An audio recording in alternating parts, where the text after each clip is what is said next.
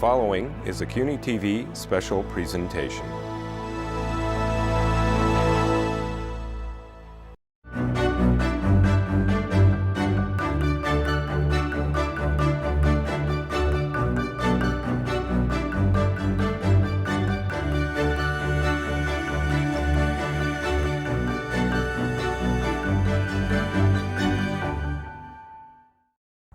Can you believe that a year has already gone by since Félix Matos Rodríguez became the 8th Chancellor of the City University of New York? With his appointment, Matos Rodríguez made history by becoming the first educator of color and the first Latino selected as CUNY's Chancellor. I'm Tinabeth Piña from CUNY TV, and today we'll not only look back on what the Chancellor has accomplished in the past year, but we'll also Zoom with him later in the show to hear him reflect upon his one-year anniversary and how he will continue to be committed to CUNY. But first, let's take a look at what the Chancellor has achieved since May of 2019. Chancellor, that is setting your to-do list. On his first day in office, Dr. Félix Matos Rodríguez leapt into action. As the first Latino selected to serve as CUNY's Chancellor, he further diversified CUNY's leadership and assembled his multicultural cabinet. Over the coming months, Dr. Matos Rodríguez and his team searched the city and nation to fill 5 college president vacancies with highly qualified, groundbreaking leaders, creating an administration of outstanding role models for students of color everywhere. CUNY has long served a diverse student body, offering education as an agent for change to those excluded from or unable to afford private universities.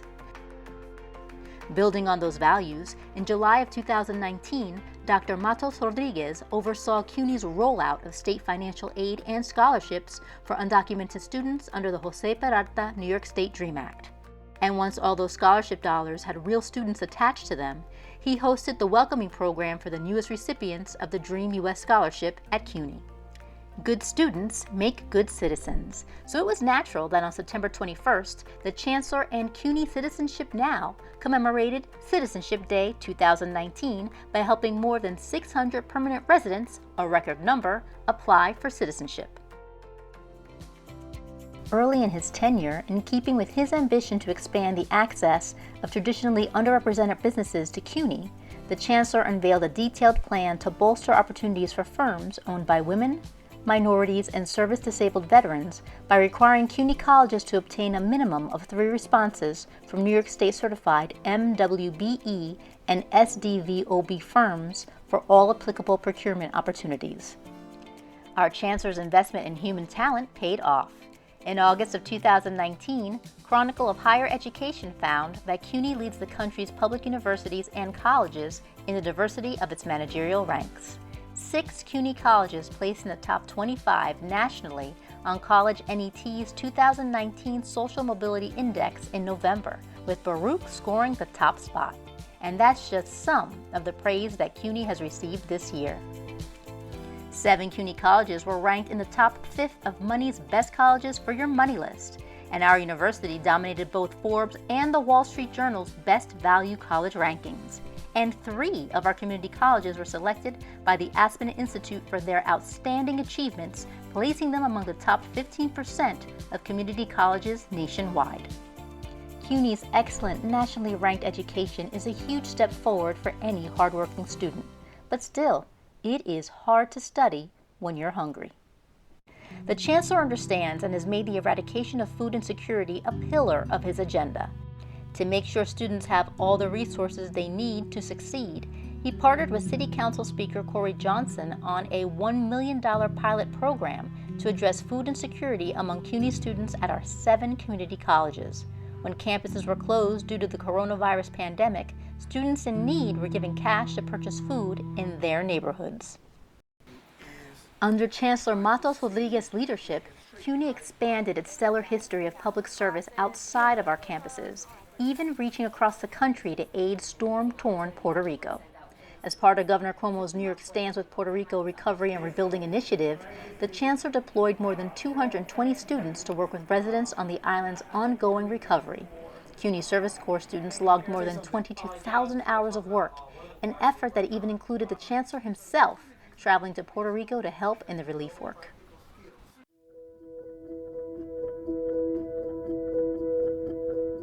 And right here at home, in the COVID-19 pandemic, CUNY plays a significant role in the collection and distribution of personal protective equipment. We even use the university's 3D printers to create vitally important face shields for healthcare workers. Of course, all these terrific advances cost money, and our Chancellor has successfully attracted generous donors to CUNY. On CUNY Tuesday, the annual nationwide day of giving, the university surpassed the initial goal of $1 million by 50%, far outmatching proceeds of previous years. On that one day, some 5,672 individual donors heard and understood the Chancellor's message of generosity, highlighting a remarkable donation season, which also included Barnes & Noble chairman Leonard Riggio pledging to fund 2-year scholarships for 100 students.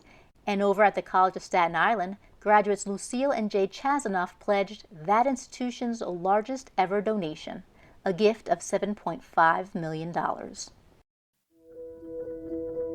On March 19, 2020, to protect the health and safety of students, faculty, and staff, Chancellor Matos Rodríguez began transitioning the country's largest public university, all 25 campuses, 275,000 students, and 20,000 faculty to a distance learning and distance working format.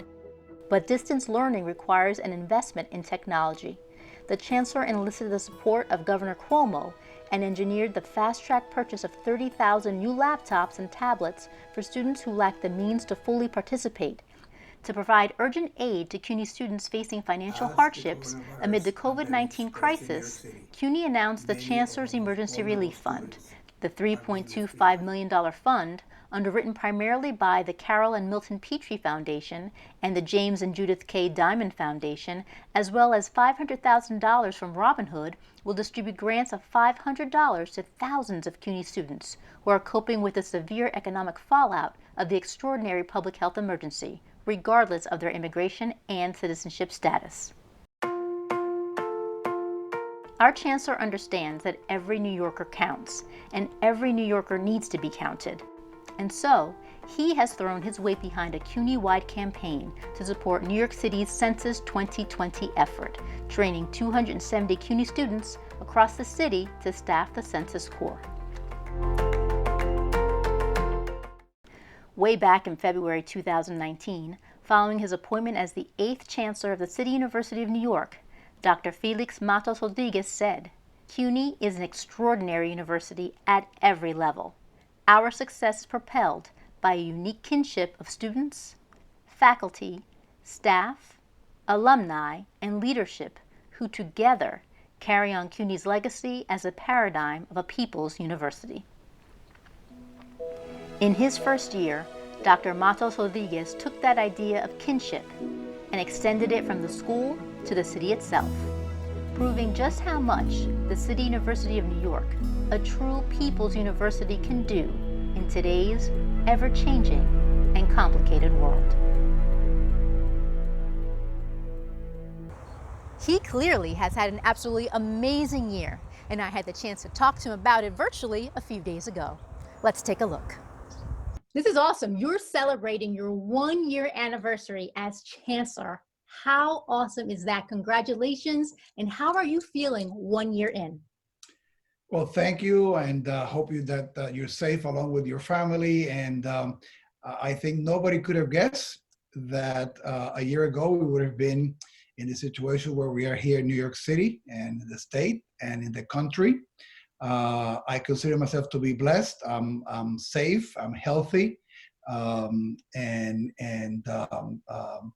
so you know, in the context of what we're all going through, I count my blessings. I share a deep sense of loss, like many New Yorkers. We've lost friends. We're still concerned about you know, what the future is going to bring. But the one thing that has given me a lot of hope has actually been the work associated with CUNY, because I have seen first incredible resiliency from faculty, students, and staff. You know, we had to really go into a new mode of operating fairly fast, and the faculty have done a great job in adapting their courses and getting ready and trying to think about our students and think what they're going through. The students have adjusted as well to this online modality, and with many chaos in their lives, and our staff also. So very, very proud, and so many also great stories of many CUNY students who are first responders who are out there, doing the best for our city and keeping it going. Many of our graduates in many of the allied health fields actually graduated early to be able to assist others in need, volunteering work and doing, PPE gear for others. So the best of CUNY has also come through. So very proud about that, and also very committed that CUNY is going to be a really key player in making sure that the economy and the quality of life in New York goes back to normal as soon as we can. Sure. What has surprised you most since you started your tenure as chancellor? It's an interesting thing. I've been at CUNY since 2000, started as a faculty member, and then, a faculty member at Hunter, and then an administrator over at Ostos and Queens. So you think that having been in 3 campuses and having been here around 20 years, that you have a decent sense of the place. And to my surprise, the outreach that our CUNY campuses have, the array of programs, the diversity of those programs, the many things that we do for the city in education, in culture, in partnership with so many organizations like the Department of Education, the Department of Cultural Affairs, the work that our campuses do in each one of the boroughs, working with many community groups there. I have learned so much about the many things that CUNY does for the entire New York City community that I was frankly unaware, even as an administrator and as a faculty member. So it's been quite the learning curve, even for someone who has been a member of the CUNY family since 2000. Because you were that member of the CUNY family, was there anything in that experience that definitely helped you? Oh, I think that there's a clear advantage that I can put myself in the role of a faculty member, having been in the classroom when I came in at initially at Hunter. That also gives you a sense of what the students are interested and they go through in the classroom and outside in extracurricular activities and in their daily lives. And then being an administrator in a community college, in also one of our 4-year colleges, I think that clearly that has prepared me as well as anyone could for the position. But I often like to put myself in other people's shoes when I think about decisions, and I think the multiplicity of those roles has been good for me. Sure. And you, more than anybody, knows that CUNY's mission has been to be an engine of social mobility, to provide equal access and opportunity to every student. How has that mission guided you in your first year as chancellor of this university? The stories from our students and our faculty sort of move you in that direction. When you see the incredible talent that we have in our student body and the desire to reach higher professional, career, personal goals, you really want to embrace that, and you want to be part of the story that makes it work for that student. So that has guided our decisions for this first year, trying to make sure that key element of our mission is protected, and we've continued to do that even through the decisions that we've made as a response to the pandemic. Sure. And it's imperative to make sure that no one gets left behind too, right? Well, and that has been a key paradigm for us, particularly going through the pandemic. We know that many families are struggling. There's been loss of jobs, there's been loss of lives. There's been incredible adjustments to families that before had childcare support or had their kids in K-12 be at school for a while so people could work. So there's been an incredible need to adapt. That's why we have gone to bat for our students and found about 30,000 laptops to be able to make them available, because we knew that not every student had the technological equipment in their house to be able to continue with a distance learning environment. We have been helpful with the students in identifying opportunities for a discount Wi-Fi and things of that nature in the community. The Chancellor Emergency Relief Fund really came as a way to say, we know there's been, there's maybe not enough money there to pay the rent, to cover some of the things. We're going to try to, go out there and let everybody know about that need and try to support the students. The first $1 million went out last week. 2,000 students received checks of $500 each. So we've had that in our mindset. There's more that needs to be done, and we will continue to do it. But that's been the mindset that has guided us through the last month and a half dealing with the pandemic. Sure. You must feel so proud of all that work that you've done, honoring those founding values of the university. Well, and it's a team effort. So I'm fortunate to have an incredibly talented and humane administrative team who's always thinking about what's the right thing for our students, for our staff, for our faculty. How do we make that into policy decisions, which are not always easy, and particularly when you have a system of our size. But as I told you, I have been proud of the adaptation of people working remotely and doing the best they can in these circumstances. Individuals who've lost friends and loved ones and have sort of kept going. And like I tell you, when I went to the ceremony for the first graduating class of our medical school, that would have been a celebration under any kind of circumstances, but that we had these students who came to med school with a commitment to serve the underserved, to finish early, to be able to go and go to the many hospitals in New York City to serve. When you participate in those things, I mean, that day I was in tears. And I was happy. It was the first time in a while that I've worn a jacket and a tie. And I was so honored to do that for those students because they embodied everything that CUNY stands for. And the examples of that in the volunteers, alumni that have volunteered to serve in hospitals, in soup kitchens, in food pantries. I mean, it's just been really, really inspirational, and I think we all need inspiration these days. Absolutely. And I had read that you said the road to recovery in regard to this COVID-19 pandemic in New York City definitely goes through CUNY. How challenging has it been for CUNY in dealing with this pandemic?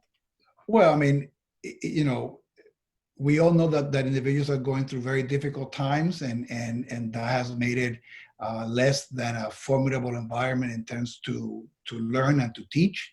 Like I mentioned before, I've been so proud of how people have really gone out of the way to adapt and be supportive and look out after each other in a really in a really concrete way. But at some point, there's work that needs to be done rebuilding. We think about 30% of New Yorkers maybe could have experienced loss of jobs, and some of those are our students. So it's going to be a lot of economic rebuilding, a lot of work on public health. I am so proud, for example, that both Governor Cuomo and Mayor de Blasio have looked to CUNY to be, for example, thinking about the contact tracers, right? The individuals that we're going to need when someone is identified as having the virus, to be able to see who do you contact to be able to get to those people, to see if they need to be quarantined, if they need support. We're going to need thousands of those individuals to help us get to this crisis. That's one great example where they knew that CUNY had the talent and the expertise to support it, and we are ready to say, here's CUNY whenever the city and the state needs us. And there's many examples of conversations that we're having, individuals in the business community. There's going to be a lot of work that's going to be done there to rebuild. And we want to be the best partner to the state, the best partner to the city, the best partner to our business community, the best partner to our nonprofits, so they know that we have the talent, we know the city, we have the diverse talent that we need, and we're going to be part of bringing back New York in a big way. Sure.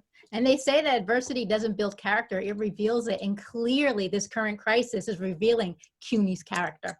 Absolutely. And like I said, it's brought out the very best in the sense of community, the sense of solidarity, the many examples. I loved it when many of our colleagues that, for example, have the 3D printers immediately, calls for action to see how they could turn those around and have them either build complete, masks or shields or parts for things that were needed. We have some faculty who are also the cutting edge of some of the research. I can give you examples of faculty who are working on a chemical that can be placed on clothing that will make that garment immune to the virus. How wonderful, and finishing that technology. So on so many fronts, on the research, on the volunteering, on the talent from the first responders, it's CUNY, it's CUNY, it's CUNY. And it will need to continue to be CUNY, once we stabilize some and try to rebuild the city. So, that, like I said, gives me inspiration, makes me proud, and makes me committed to keep working even harder. Yeah, sure. It's definitely shows examples of CUNY's record of public service, of your record of public service, of CUNY moving forward and advancing equity and innovation in higher education, and just upholding the standard of opportunity inclusion in CUNY. And my hat's off to you because you're leading us in that direction. Well, thank you for that. But like I said, it's really a team effort. And when you have people that share those values across the system, it just makes it easier, because then the recommendations, the solutions that come, they come already ready with those values. And we show them in different ways. We have adapted, for example, for the faculty that we're getting ready to work on their promotions. We give them an extra year to be able to do that, because I know that the conditions are not ripe for the kind of scholarship and writing that we tend to expect. So the right thing to do was to extend that policy. On the student side, the credit non-credit policy, which would allow every student at the end of the semester 20 days. When you get your grade at the end of the semester, we want you to talk to an advisor and then make a decision as to whether you want to keep the grade or you want to convert it to credit, no credit. It'd be a decision made by the students, because we know that we're all doing the very best in adverse circumstances. So we've been trying to make, those decisions, always thinking about what's best for our students, what's best for our faculty, what's best for our staff. Sure. And where do you see the future of CUNY, and where do you see your part in it? Oh, well, so, CUNY's service is part of CUNY's DNA, and we need to be at the service of this city and of this state to allow us to rebuild on all fronts. Rebuild emotionally from what at the end of this journey is going to be a situation that's going to leave us, scar in some ways, because it has not been easy in an emotional level. So we need to be there for the city. We need to be there as a training engine. What are some of the short-term opportunities? What are some of the training that people need to be able to get back in jobs? What's the demand for jobs? And be quick to sort of move to that and partner with the industry in fulfilling those needs. We need to continue on the research side. Our faculty be cutting edge on the medications needed to be able to address this, the potential vaccine, all those different things that we need. So on so many fronts, we need the talent from CUNY more than ever. We are committed to our state and our city to be the best partner possible, and that's what when I talk to the campus presidents, that's something that we reinforce because that gets out to play out differently in the different parts of the city. But like I said, the road to New York City recovery goes through the City University of New York.